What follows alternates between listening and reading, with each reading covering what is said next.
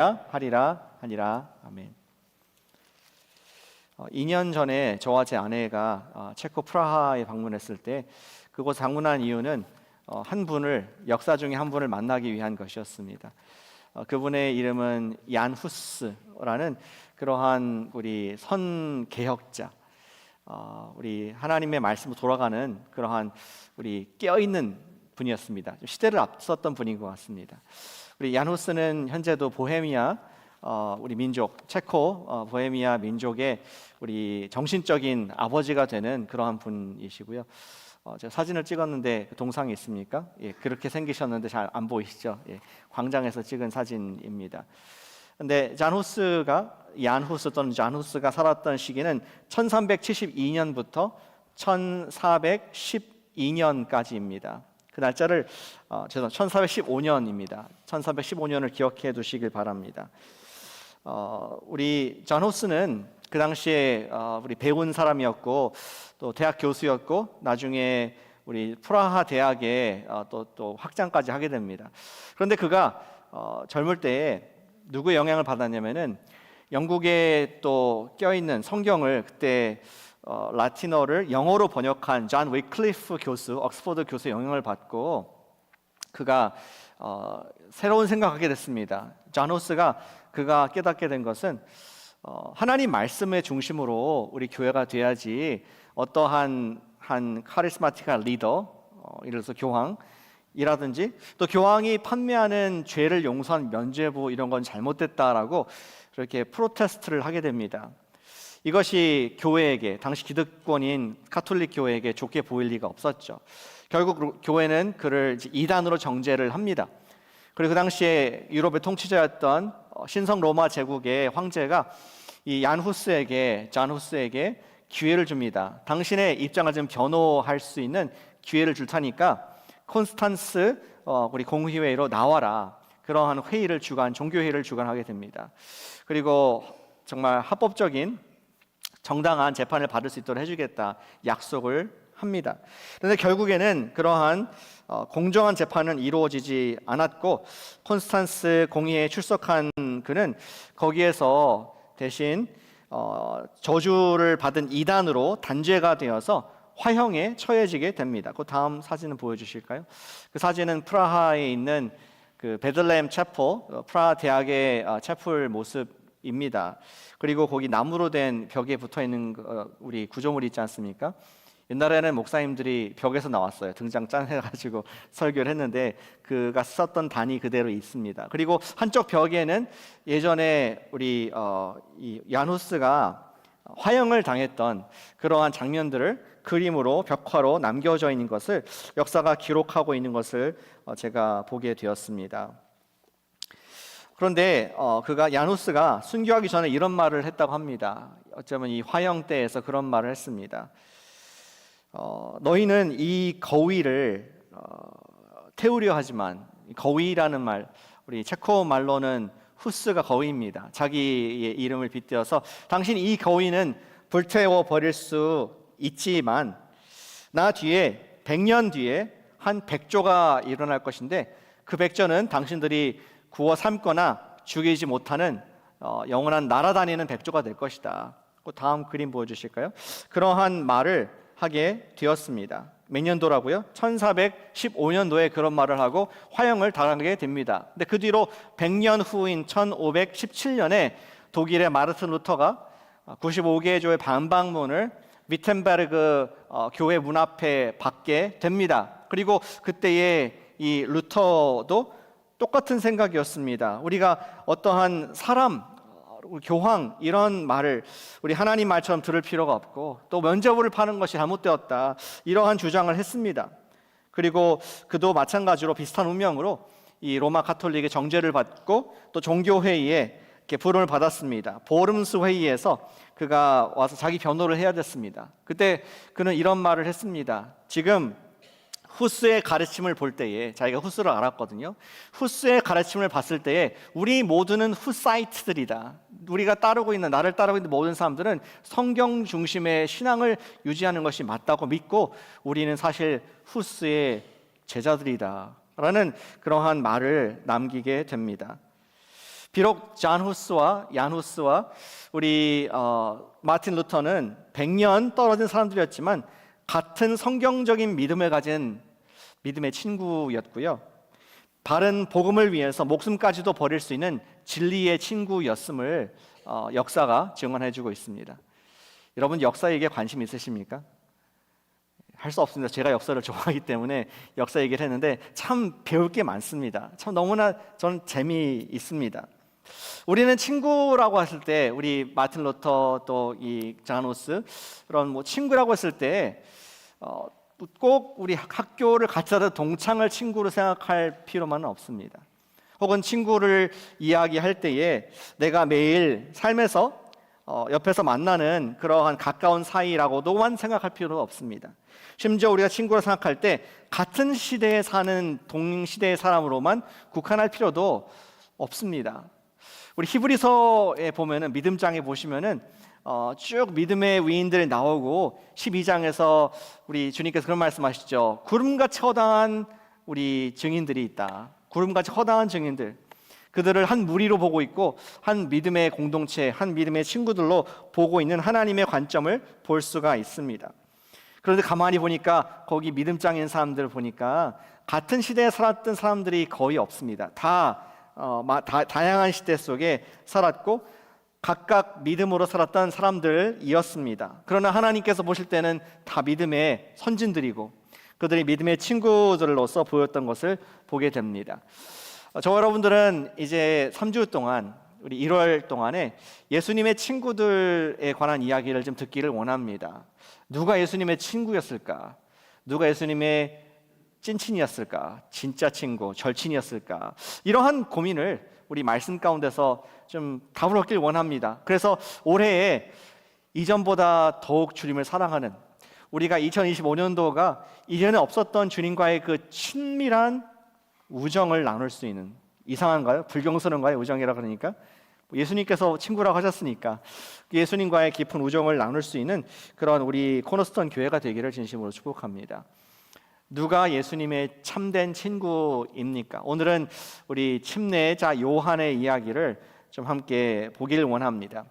제가 요한의 일생을 성경을 통해서 좀 이렇게 연결해 보니까 한 4단계로 예수님과 관계된 4가지 그러한 만남들이 있었던 것을 볼 수 있습니다. 첫 번째, 제가 제목을 좀 붙여보니까 요한과 예수님 관계했을 때 태교 동기 요한. 같은 뭐 우리 학교를 다니는 건 아니지만 태교 때부터 알고 지낸 사이더라고요. 제가 말을 붙여봤습니다. 여러분 아시다시피 누가복음 1장에 보면은 그 마리아의 사촌 또 언니가 되는 엘리사벳이 나옵니다. 엘리사벳이 임신을 하죠. 성령으로 또 하나님 은혜로 잉태가 됐고, 물론 동정녀는 아니지만 탄생은 아니지만 그러한 잉태가 되었고 그가 이제 몇 개월 되었습니다. 그러자 누가 왔습니까? 마리아가, 그의 사촌 동생 마리아가 와서 좋은 소식을 전하러 왔습니다. 임신했다는 얘기를 하러 온 것이죠. 그리고 기쁘게 문안 인사를 하자 아마 높은 목소리 얘기했을 것 같아요. 소울 정도 목소리로 이렇게, 제 아내가 좀 높은 목소리를 잘 잘하는데 저는 낮은 목소리로, 재미없는 소리로, 근데 좀 밝고 생기 있는 목소리로 언니 하면서 불렀을 때에 엘리사벳의 배에 있던 그 아기가 태동을 하면서 막 그 움직이는 것을 엘리사벳이 경험을 하게 됩니다. 그것을 표현을 하죠. 엘리사벳이 마리아에게 말합니다. 주의 모친께서 나한테 인사를 하자 내 배에 있는 아기가 기뻐했다, 춤을 췄다, 요동했다, 이런 표현을 하게 됩니다. 엘리사벳 뱃속에 있던 요한은 우리 마리아 속에 있는 예수님의 임재를 느끼면서 아기였지만, 태에 있었지만 그가 반응을 하고 또 기뻐했다는 모습을 성경 기록하고 있습니다.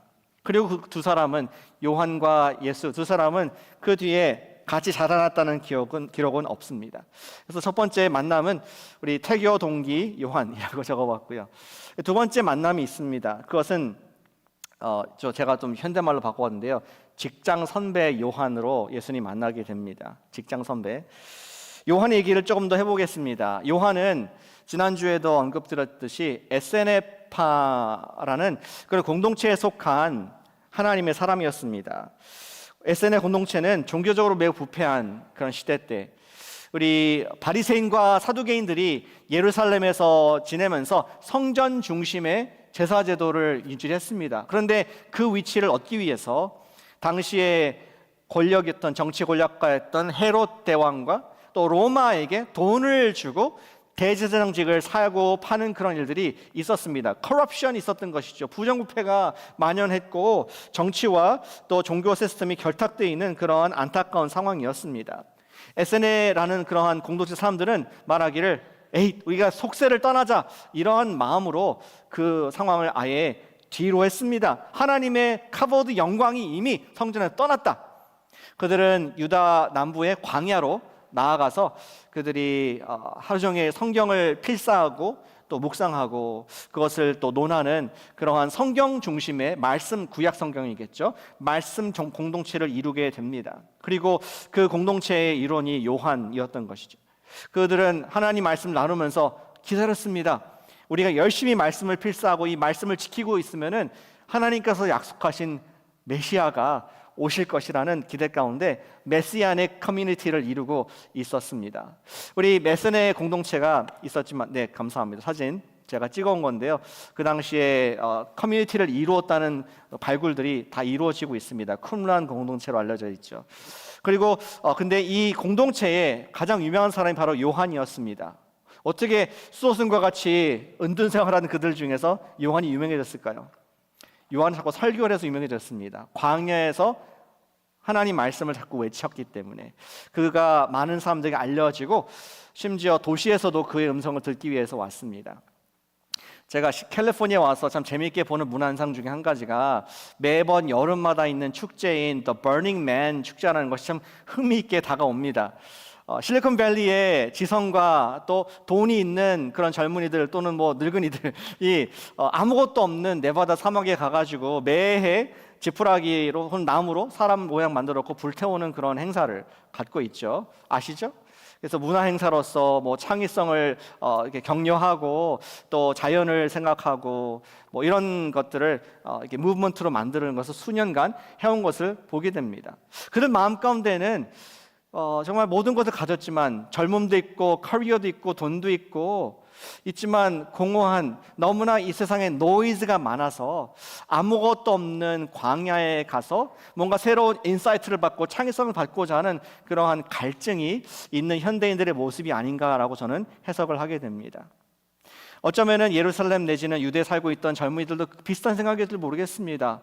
너무나 커럽트된 이런 정치 세계 가운데 저 광야에서 버닝 맨이 아니라 버닝 메시지를 지금 전하고 있는 요한이라는 사람이 있는데 그 사람의 메시지를 들으러 많은 사람들이 그곳에 오게 됩니다. 광야에 아무것도 없는 곳에. 그리고 요한이 테마가 있었죠. 두 가지 테마가 있었습니다. 그의 트레이드마크는 회개, 하나님 나라가 가까웠고 메시아가 오시기 때문에 우리 삶을 바꾸자, 회개하라 라는 메시지를 던졌습니다. 또 한 가지 회개에 대한 적용으로 침례를 받을 것을 혹은 세례를 받을 것을 그가 외치는 것을 성경의 요한복음 또 마가복음 누가복음 여러 군데에서 전하고 있는 것을 보게 됩니다. 얼마나 관심 받았을까요? 광야에서 인터넷도 없이 전기도 없이 뭐 문명 혜택도 없이 이런 곳에서 자동차도 안 타고 다니면서 우리 석청과 메뚜기를 먹는 사람이 주는 메시지를 되게 센세이셔널한 그러한 요한이었을 것을 상상해 볼 수가 있습니다. 그의 메시지는 정말 회개의 메시지 또 그에 대한 침례의 행위를 서비스를 줬는데요. 그는 늘 말하기를 내가 그리스도 메시아가 아니라 우리 사람들이 메시아가 오셨을 때에 믿을 수 있도록 마음을 준비하는 회개와 침례를 주는 사람이다 라고 늘 그런 말을 언급을 했었습니다. 그러다가 예수님께서 요한을 찾아오십니다.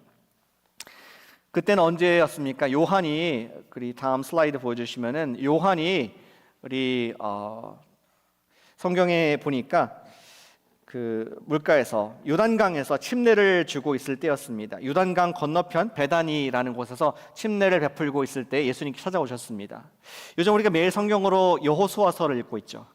여호수아가 이제 요단강 동편에서 서편으로 가나안 땅으로 들어가는 그 통로, 그 우리 마른 땅으로 들어가는 법궤를 가지고 그 일이 있었는데 그 통로가 있는 것이 바로 이 예수님이 침례받았던 비슷한 지역이라고 합니다. 그곳에서 지금 침례 요한이 침례를 주고 있었습니다. 그때에 요한은 예수님을 알아봅니다. 메시아를 알아봅니다. 어릴 때 만났기 때문에가 아니라 성령님께서 말씀해 주셨습니다. 29절에 1장 29절에 보니까 그는 이렇게 외칩니다. 세상 죄를 지고 가는 하나님의 어린 양이로다. 그가 이런 말을 하는 것입니다. 내가 평소에 늘 메시아가 오실 것이다 했는데 This is him, 이분이다 라고 포인팅을 해주는 그러한 일을 하게 됩니다. 왜냐하면 요한은 그 전에 하나님께서 성령이 머무시는 그분일 것이다 라고 하나님의 음성을 들었는데 바로 그것을 보았기 때문이었습니다. 하나님의 아들로서 34절에 보니까 증언을 하는 모습을 보게 됩니다. 요한복음에서는 이 정도 예수님의 어떤 그 시작을 이제 만남을 얘기하지만 다른 복음서 마태복음에서는 아예 예수님께서 요한에게 침례를 받으시는 장면이 나옵니다. 요한은 처음에 예수님께 침례를 드리기를 좀 꺼려하죠. 성령님 임하시고 메시아인데 내가 어떻게 침례를 드리겠습니까? 그러나 예수님께서는 이렇게 하는 것이 옳다라고 그렇게 또 계속 말씀하시니까 인세스트 하시니까 결국 요한은 허락했고 예수님은 침례를 받게 됩니다. 그래서 그날부로 예수님의 침례 증서에는 한 가지 글귀가 들어가게 되죠.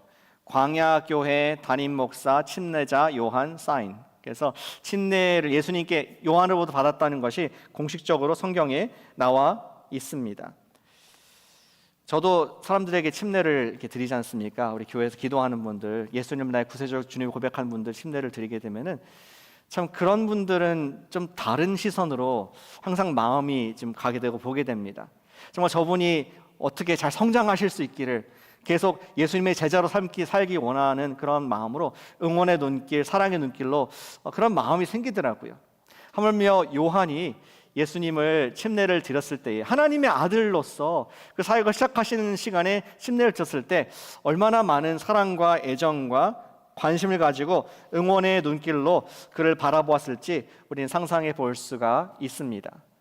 아까 직장 선배 요한이라고 했는데 그러한 어떤 선배, 친구, 격려자의 마음으로 그렇게 침례를 베풀었을 것 같습니다. 그리고 또 세 번째 요한과 예수님의 만남 있다면은 좀 표현이 좀 이상하다면 용서해 주시기 바랍니다. 직장 동료로서 다시 만나게 됩니다. 직장 동료 요한이었습니다. 오늘 본문의 3장 22절 다시 돌아가 보겠습니다. 3장 22절에 보니까 그 후에 예수께서 제자들과 유다 땅으로 가서 거기 함께 유하심에 침례를 베푸시더라. 3장 끝에를 읽었는데 그 앞에 시작되는 문구의 22절이 예수님께서 제자들과 침례를 베푸시는 장면으로 시작합니다. 예수님께서 요한이 했던 사역을 똑같이 하고 계셨던 것 같습니다. 그리고 그 지역을 보니까 지금 23절에 보니까 살렘에서 가까운 에논에서 침례를 베푸니 거기에 물이 많음이라. 그러므로 사람들이 와서 침례를 받더라. 침례 주기 좋은, 목이 좋은 곳이었습니다. 그런데 거기에 누가 있었을까요? 거기에 happen to be 근처에서 요한 선배께서 요한과 제자들이 침례를 주고 있었습니다. 그런데 요한의 제자들이 요한에게 와서 뾰루퉁한 이 볼멘 소리를 하고 있습니다. 뭡니까? 요한 선생님, 당신이 그때 예전에 얘기했던 그 하나님의 어린 양 그분 있지 않습니까? 사상에 그분이 그렇게 멀지 않은 곳에서 물이 많은 곳에서 지금 그의 제자들과 함께 침례를 베풀고 있어서 우리의 인기도가 떨어지고 있어요. 우리가 지금 장사가 안 되고 있습니다. 지금 길목을 뺏겼습니다. 뭐 이러한 식으로 상업용어를 쓴다면은 얘기를 하는 것을 볼 수가 있습니다. 상도덕이 있어야지 어떻게 바로 옆에서 이렇게 하느냐. 뭐 이런 느낌으로 요한의 제자들이 불평을 하게 됩니다. 이때에 요한은 세상의 상식으로는 이해가 안 되는 이야기가 했습니다. 무엇입니까? 또다시 얘기합니다. 나는 그리스도가 아니고 그의 앞에 부름받은 자일 뿐 자신의 위치가 원래 그런 사람이라고 얘기를 하는 것을 보게 됩니다. 아까 읽었던 3장 29절 말씀에서 비유를 들면서, 아름다운 비유를 들면서 이렇게 얘기하죠. 그분이 신랑이시고 나는 신랑의 들러리다, 친구다. 신부를 누가 취하느냐? 들러리가 취하는 것이 아니라 신랑이 취하는 것이다. 신부가 누굴까요? 이스라엘 백성들, 또 하나님의 사람들을 주인 대신 예수님께서 취하는 것이지, 나의 역할은 무엇이냐?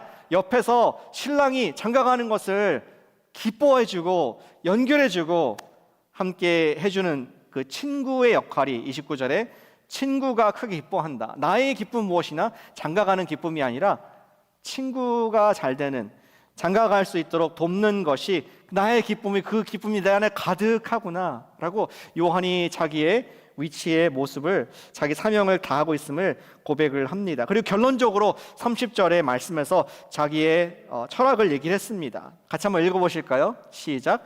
그는 흥하여야 하겠고 나는 쇠하여야 하리라. He must increase, I must decrease. 너무나 멋진 친구의 모습입니다. 마지막으로 요한은 한 번 더 예수님과의 엔카운터, 만남이 있습니다. 간접적인 만남이었습니다. 그것은 어떤 요한입니까? 순교자 요한이었습니다. 예수님께서는 요한을 어떻게 생각하셨는지 우리 그 순간에 알 수 있게 됩니다. 요한은 여러분도 아시다시피 헤롯 안티바스라는 그러한 폭군에 대해서 저항을 했습니다. 당신이 당신의 형제의 아내를 취하는 것이 옳지 않습니다. 이러한 얘기를 하고 눈에 이제 난 거죠. 그래서 이 눈 밖에 나가지고 그를 감옥에 가두게 됩니다. 이제 언제 요한이 순교를 당할지 알지 못하지만 굉장히 풍전등화의 불안한 상황이 되었습니다. 그때 예수님께서는 이 상황을 아시고 요한을 제자들에게 설명합니다. 요한에 대한 얘기를 언급을 하십니다. 요한은 뭐라고 말합니까? 요한에 대해서 그는 모든 구약의 선지자들 중에서 선지자다. Prophet of all prophets. 모든 선지자 중에 최고의 선지자로서 하나님 예수님의 그 메시아 되심을 증거하는 하나님의 위대한 사람이다 라는 그러한 얘기를 합니다. 마태복음 11장 11절에서 심지어 이런 말씀하죠. 여자가 낳은 자 중에 침례 요한보다 큰 이가 일어남이 없도다. 예수님이 불꽃이라면은 이 불꽃이 있도록 불꽃을 지펴주는 등과 같은 역할, 등이 없으면 불이 일어나지 없지 않습니까?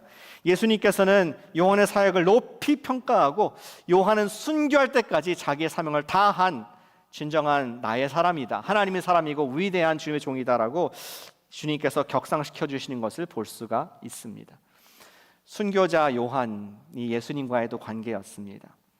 다시 한번 원래 질문으로 돌아가 보겠습니다. 어떻게 예수님의 친한 친구가 우리 요한이 되었는가, 그리고 또 우리는 어떻게 예수님의 친한 친구 될 수 있는가를 여러분 주보에 두 가지 답을 이미 드렸습니다. 첫 번째는 예수님 친구는 일상에서 예수님 이야기를 합니다. 같이 해주실까요? 예수님 친구는 일상에서 예수님 이야기를 한다. 일상에서 예수님 이야기를 합니다.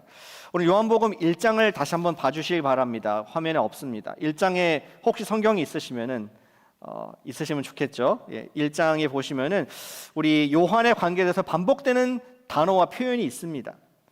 1장 6절에 보시니까 먼저 요한이 이렇게 등장하죠. 1장 6절과 7절 하나님께로부터 보내심을 받은 사람 있으니 그의 이름은 요한이라. 그가 증언하러 왔으니 빛에 대하여 증언하고. 또 우리 15절에 보시면 이렇게 되어 있습니다. 요한이 그에 대하여 증언하여 외쳐 이르되 내가 전에 말하기를 내 뒤에 오시는 이가 나보다 앞선 것은.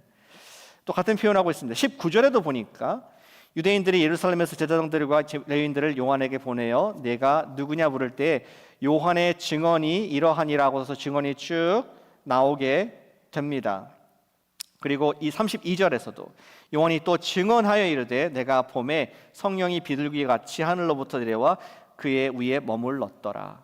아멘. 요한은 윗네스였습니다. 계속 예수님에 관한 말씀을 계속 말씀을 했던 사람이었습니다. 근데 요한의 그 본업이 무엇이었더라고요? 아까 두 가지, 회개와 침례를 주는 것이었고, 그러니까 꼭 예수님의 어떤 증언하는 것만이 주된 역할은 아니었습니다. 그런데 그럼 보니까 기회 있을 때마다 요한복음에 적어도 계속 일장에 증언, 증언, 증언, 그에 대해서 증언했다, 증언했다, 증언했다. 요한은 밥만 먹고 늘 예수님 얘기만 했던 것 같습니다. 그의 마음속에 있었던 것을, 가득한 것을 얘기를 하게 됩니다. 예수님께서 그런 말씀하셨죠. 마태복음 12장 34절에 보니까 물론 지금 욕을 하셨지만 여기서 독사의 자식들아 너희는 악하니 어떻게 선한 말을 할 수 있느냐? 마음에 가득한 것을 입으로 말함이라. 사람은 자기 마음에 가득한 것으로 입으로 증언하게 되어 있습니다.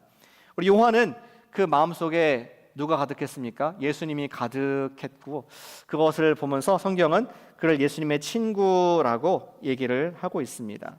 어떤 직업적인 의무감으로 하는 것이 아니라 자기가 기쁨으로, 감사함으로, 즐거움으로 그분이 나의 사랑의 대상으로 이렇게 얘기한 요한의 모습을 성경은 나타내려고 노력을 하고 있는 것입니다. 그는 예수님의 친구였습니다. 작년에 우리 10월 달에 선교사님 오셨었죠. 남수단에서 오신 박경호 선교사님. 우리 교회에서 집회를 다 하고 나서 선교사님 부부와 또 저희 부부가 레이크 타호에 잠깐 올라갔다 왔습니다. 여러분 말씀드렸었습니다. 근데 뭐 그 타호를 보면서 남수단에서는 이런 거 없다 하면서, 거긴 드라이하거든요. 굉장히 아름다운 숲과 또 호수, 자연을 보면서 너무나 감탄하시면서 정말로 잘 쉬는 시간을 갖게 됐습니다. 저녁 때는 뭐 하겠습니까? 어두컴컴한데 계속 대화를 많이 했습니다. 선교사님은 참 말씀을 잘 하시더라고요. 사교적이시고 끊임없이 말씀하실 수 있는 그런 분이셨습니다. 근데 무슨 말씀하시나 보니까 자꾸만 본인의 담임 목사님 얘기를 하시는 거예요. 우리 한국에 있는 담임 목사님께서 내가 우리 파송 받을 때에 파송교회가 없었는데 거두어 주셔서 지금까지도 계속 지원해 주시는 분이시다. 제가 그랬습니다. 참 훌륭한 분이시네요. 그리고 저한테 얘기하기를 꼭 내가 좀 만나봤으면 좋겠다고 자꾸 저한테 얘기하는 겁니다. 크게 관심은 없지만 그러시냐고 얘기했습니다. 그 다음날 저녁도 돼서 또 할 게 없잖아요. 그래서 대화를 하는데 또 얘기하시는, 우리 담임 목사님께서는 평소에 아무나 강단 세우지 않는데, 거의 큰 교회거든요. 큰 교회 담임 목사님께서 내가 갈 때는 항상 세워서 벌써 몇 번 설교를 했다고, 우리 담임 목사님이 이런 분이시고 박여선 목사님 꼭 한번 만나봤으면 좋겠다라고 또 얘기를 하시는 겁니다. 그러시군요. 참 훌륭하신 분이신가 봅니다. 저는 별로 관심이 없지만 또 우리 맞장구를 쳐 드렸습니다. 그러면서 느낀 것이 무엇이었느냐? 이 선교사님 부분의 마음속에는 이 담임 목사님이란 분이 꽉 차 계시구나. 얼마나 그 담임 목사님 분은 참 행복하실까. 선교사님이 이렇게 말씀하시니까 그런 생각하게 됐습니다. 저와 여러분들은 누가 시키지 않아도 어떤 의무감이나 종교 행위로서 또 뭐 예배 내가 억지로 해야 되기 때문에가 아니라 내 마음에 가득한 것이 있으면은 그것이 우리 입술에서 나오고 우리가 그것을 나누게 됩니다. 그러한 대상이 있다면은 우리가 그분을 친구라고 부르게 되지 않겠습니까? 사랑하는 여러분, 우리가 예수님의 친구가 되기 원한다면은 우리가 예수님과 일상에서 2025년도에는 어느 때보다 더 깊이 동행할 수 있는 우리가 될 수 있기를 축복합니다.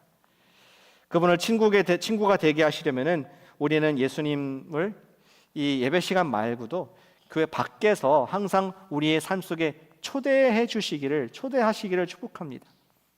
내 마음속에 예수님이 있다면은 나올 수밖에 없죠. 우리 입술에 가득할 때, 우리 마음에 가득할 때 입술에 가득하고 우리는 주님과의 친밀한 관계를 유지할 수가 있습니다.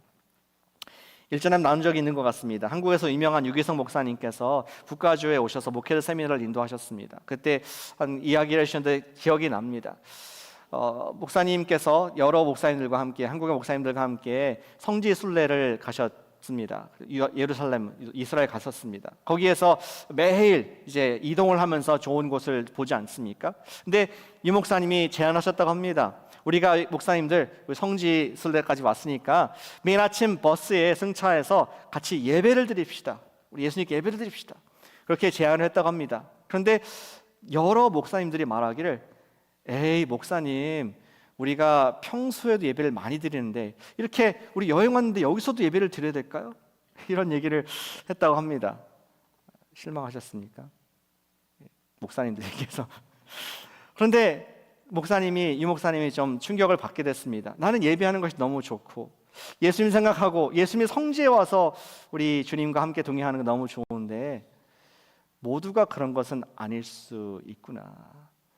예배도 하나의 종교 행위나 짐, 내가 그냥 해야 될 직업으로 느껴질 수도 있구나 하는 것을 그때 경험을 했다고 말씀한 것을 제가 선명하게 기억을 합니다. 여러분들과 저는 어떠십니까? 예배 드리는 것이 짐이십니까? 힘이십니까? 주님과 함께하는 시간이 즐겁습니까? 아니면은 가정의 평화를 위해서 이곳에 나오셨습니까? 우리 주님께서 우리가 주님을 친구라고 부른다면은 우리 주님이 그냥 하나님이시고 우리 기독교의 어떤 교주가 아니라 나의 친구시라면은 우리의 삶 가운데, 우리 마음 가운데 예수님을 초대하고 그분과 교제하는, 그분과 동행하는 우리 2025년도가 되시기를 진심으로 축복합니다. 예수님의 말씀과 동행하는 삶을 살 때, 주님과 우리 예배를 드리고 싶을 때에 우리는 그분을 친구라고 부를 수가 있습니다. 마치 좋은 친구와 시간을 보내는데 누가 돈을 줘야 됩니까? 여러분들 친구와 보내실 수 있도록 내가 페이해드리겠습니다. 누가 그렇습니까? 아니면 친구랑 있으면 시간 간 줄 모르고 또 전화하고 만나서 더 얘기하자 할 정도로 우리는 친구와 만나는 걸 좋아합니다. 기쁩니다. 그것은 행복합니다. 마찬가지로 친구이신 예수님이시라면 우리는 그분과 매일 동행하는 것이 우리의 행복이고 기쁨이고 또 우리의 은혜인 줄 믿습니다. 우리가 그분이 마음에 가득할 때 결국 예수님의 이야기가 입술에서 나올 수밖에 없습니다.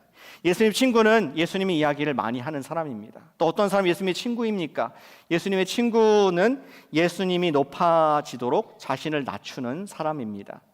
같이 해주시면 감사하겠습니다. 예수님의 친구는 예수님을 높이고 나를 낮춘다. 예수님을 높이고 나를 낮춘다. 세상에서 자신을 낮추는 사람들이 있더라고요. 그런 사람들을 뭐라고 부릅니까?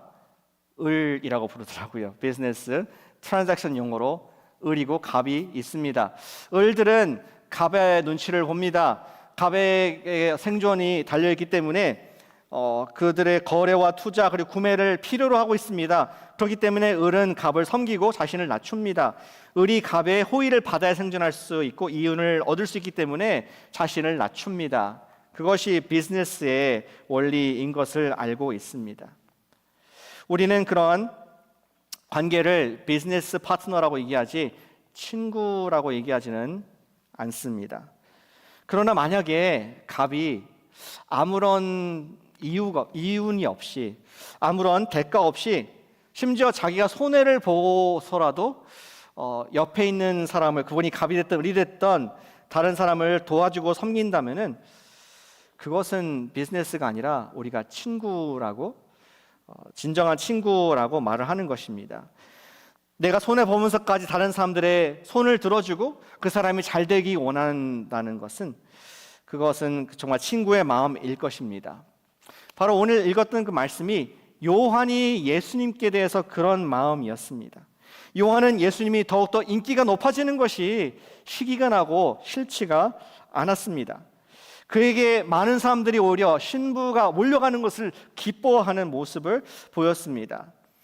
요한은 예수님의 선배였고 그의 경쟁자일 수 있었지만 그러나 자기의 모든 것을 이분이 높아지기 원하는 친구의 마음으로 세우는 그런 모습을 보게 됩니다.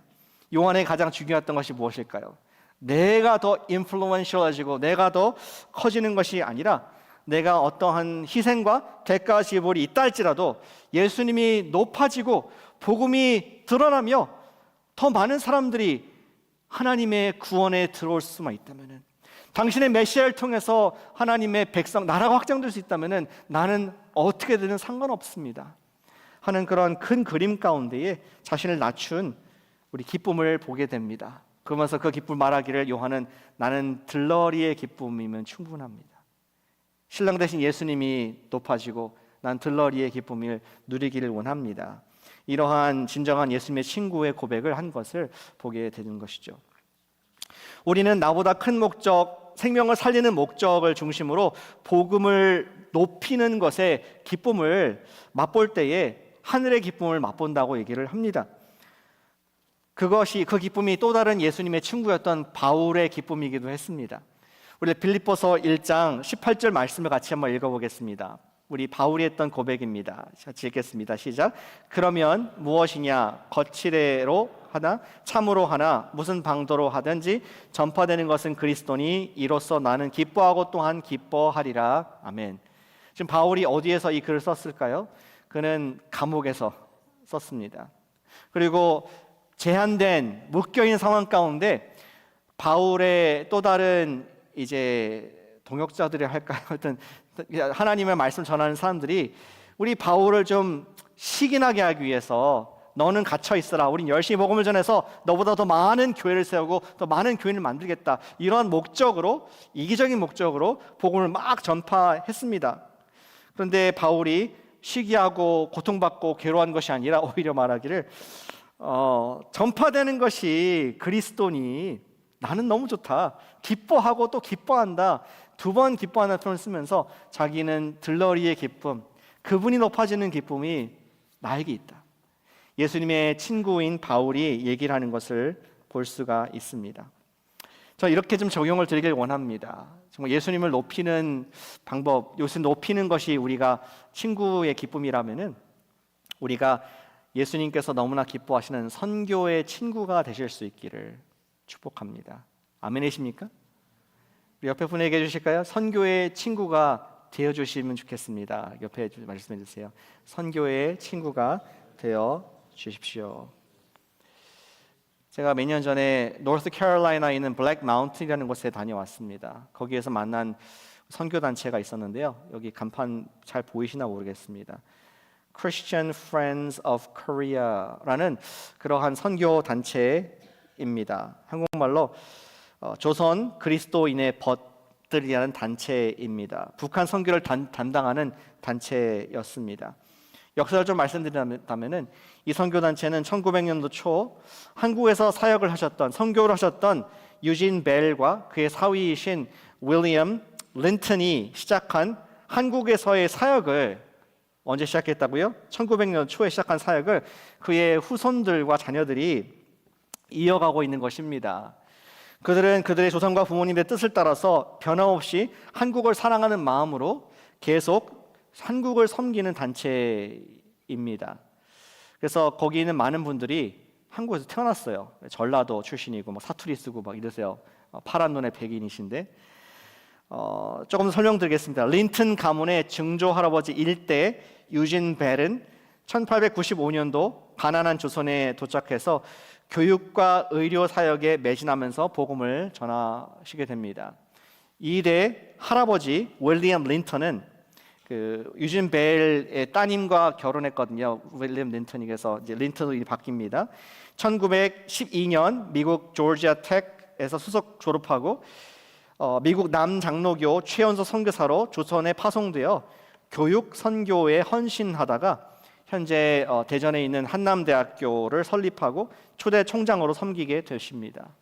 또 3대의 부친이신 휴 린턴 선교사님의 모친, 그분과 모친 베리 린턴 선교사님은 순천의 결핵 재활원을 운영하며 30년 이상 결핵 퇴치 사업에 기여했고 1996년도부터는 애는 국민 훈장을 수여받기도 했습니다. 그리고 4대, 지금 4대인데 제임스 린턴 선교사님은 1995년부터 북한의 지하수 개발, 우물 파괴 선교를 하고 있으며 35년간 미국에서 건축 사업을 하다가 북한 선교로 완전히 지금 풀 올인하고 계십니다. 그리고 제임스 린턴의 형이신 스티븐 린턴 선교사는 1994년도 유진 벨 재단을 설립해 북한 의료 사업을 펼치고 있으며 동생인 존 린턴, 한국 이름은 인요한 선교사님은 서울 세브란스 병원 외국인 진료소 소장으로 일을 하고 있고 최근에는 국회의원으로도 활동하시는 걸로 듣고 있습니다. 정말 역사가 깊죠. 100년 넘게. 저와 여러분들이 이곳에서 예배를 지금 한국말로 예수님이라고 부르면서 고백하고 예배를 드리고 있습니다. 근데 그 뒤에는 예수님의 친구들이 있었다는 거, 예수님을 사랑하여서 자기의 시간과 자기의 가족과 물질을 사실 조선 시대 말이 조선이지 조선 일제 강점기 한국 전쟁 그리고 그 뒤에 여러 가지 혼란한 민주화 시대 이 시간들을 다 우리와 함께하면서 함께했던 친구들이 있었기 때문에 저와 여러분들이 이곳에서 예수님을 주님으로 그리고 친구로 부르고 있는 줄로 믿습니다. 사랑하는 여러분, 우리가 어떻게 예수님의 친구가 될 수 있습니까? 그것은 우리가 선교의 친구가 될 때 저희도 부족하지만 우리가 비록 린턴 가문과 같이 선교하기는 어렵겠지만 우리가 올해에도 주님께서 나누어 주신 선교지인 우리 과테말라 사역을 우리가 직접 가든지 기도로 후원하든지 물질로서 함께 하든지 동참할 때에 예수님께서는 우리를 친구로 불러주실 줄로 믿습니다. 그 옛날에 우리 유진 벨 선교사님이 했던 것처럼 우리도 과테말라 가서 의료 선교와 또 교육 선교를 준비를 하고 있습니다. 우리가 그것을 하는 이유는 우리가 뭐 자선 사업을 하기 위한 것도 아니고 딱 한 가지 이유가 되길 원합니다. Because we are Jesus' friends. 예수님을 높이고자 하는 마음, 또 그분이 이 땅에 오신 영혼 구원을 하는 그 마음을 우리가 똑같이 정말 친구로서 높이는 마음으로 나의 물질을 희생하고 나의 시간을 희생하고 나의 사랑을 희생하여서 주님이 높아진다면 주님께서는 우리를 You are my friend, 우리로 친구로 기뻐하시고 주님께서 일하시는 곳에 우리가 그분의 임재를 느끼게 될 줄로 믿습니다. 2025년 어떻게 사시겠습니까? 우리 예수님의 친구가 되기를 원합니다. 침례 요한과 같이 예수님을 마음에 가득 담고 예수 입술에서 예수가 나오기를 동행하기를 축복합니다. 그리고 우리가 예수님께서 지금도 원하시는 예수님의 선교의 친구가 되어서 우리에게 맡겨주신 구역에서 작은아마 그 일을 감당할 때에 예수님의 이름이 열방 가운데 높아지게 될 줄로 믿습니다. 아멘. 우리 기도하시면서 우리 시간을 주님께 올려드리겠습니다. 우리 같이 찬양팀 나와주시면 좋겠습니다.